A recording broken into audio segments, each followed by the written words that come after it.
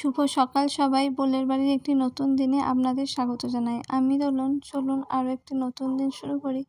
আশা করি আপনারা সকলেই ভালো আছেন, সুস্থ আছেন, আর আমি অনেক ভালো আছি। প্রেগনেন্সির সময় আমার খুব ইচ্ছা ছিল একবার মায়ের কাছে, মায়ের মন্দিরে যাওয়ার, কিন্তু তখন আর একদমই হয়ে ওঠেনি, কারণ তখন জার্নি করাটা একটু রিস্ক হয়ে যেত, সেই জন্য।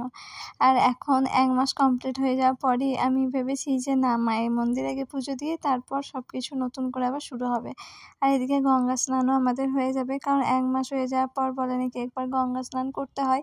সেই জন্য আমরা দক্ষিণেশ্বর যাচ্ছি গঙ্গা স্নান করার জন্য। আর আমাদের আদিসোনাকেও নিয়ে যাচ্ছি, না ওকে স্নান করাবো না, ওকে নিয়ে যাচ্ছি মায়ের কাছে, একবার ওকে প্রণাম করিয়ে আনবো, সেই জন্য। আর যাওয়ার সময় এই আকাশটাকে দেখে ভিডিও না করে আর পারলাম না, এত সুন্দর লাগছে দেখতে। আর আমি যেহেতু অনেক দিন পর বেরিয়েছি, সেই জন্য আমার যেন এই খোলা পরিবেশটা আরও বেশি ভালো লাগছে। আমি, মা আর বোলের বাবু আর আদিসোনা এই 4 জন মিলে যাচ্ছি। আর এখন ওয়েদারটা খুবই ভালো, একদমই রোদ করেনি। সকালে আমাদের একদম সকালবেলা বেরোনোর কথা ছিল, কিন্তু এত ছোট বেবিকে নিয়ে এত সকালে বেরোনো সত্যিই সম্ভব নয়। আমরা পৌঁছে গেছি দক্ষিণেশ্বরে মায়ের মন্দিরে। আর মায়ের কাছে এলেই একটা আলাদা রকম অনুভূতি কাজ করে, কেন জানি না এটা হয়। এটা হয়তো অনেকের সাথেই হয়, শুধু আমার সাথে একা নয়।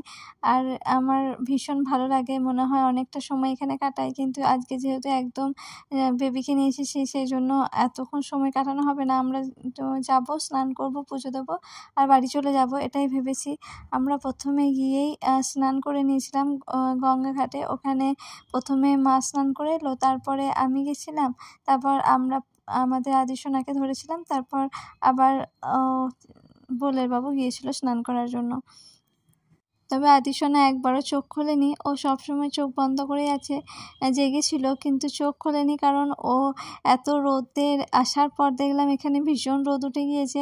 গাড়িতে এলাম যখন বা বাড়ি থেকে বেরিয়েছি তখন এতটাও রোদ ছিল না, ওয়েদার খুব ভালো ছিল। তো এখানে এসে দেখলাম ভীষণ রোদ, আর ওই রোদের মধ্যে একদম চোখও খোলেনি। আর আমরা আবার ছাতা আনতে ভুলে গেছি, তো ওকে একটুখানি ঢাকাঢুকি দিয়ে প্রথমে নিয়ে এসেছিলাম, তারপর দেখলাম এত রোদের মধ্যে গরম লাগছে, সেই জন্য খুলে দিলাম। আর মা চুলটা দিয়ে ওর মুখটা আড়াল করে দিচ্ছিল, যাতে ওর কষ্ট না হয় রোদে।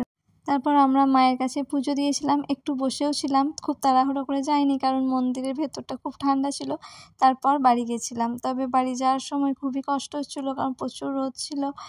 তো আমরা বাড়ি এলাম তখন প্রায় 12টা বেজে গিয়েছে। বাড়িতে এসে আমরা একটু খাওয়া দাওয়া করলাম, ওখানে আর কিছু খাইনি, কারণ আদিসোনার কষ্ট হবে ভেবে। আর এসে আমরা একটু ফটোশ্যুট করলাম, কারণ সবাই 1 মান্থেই ফটোশ্যুট করে, তো আমিও দেখেছি, আমারও খুব ভালো লাগতো।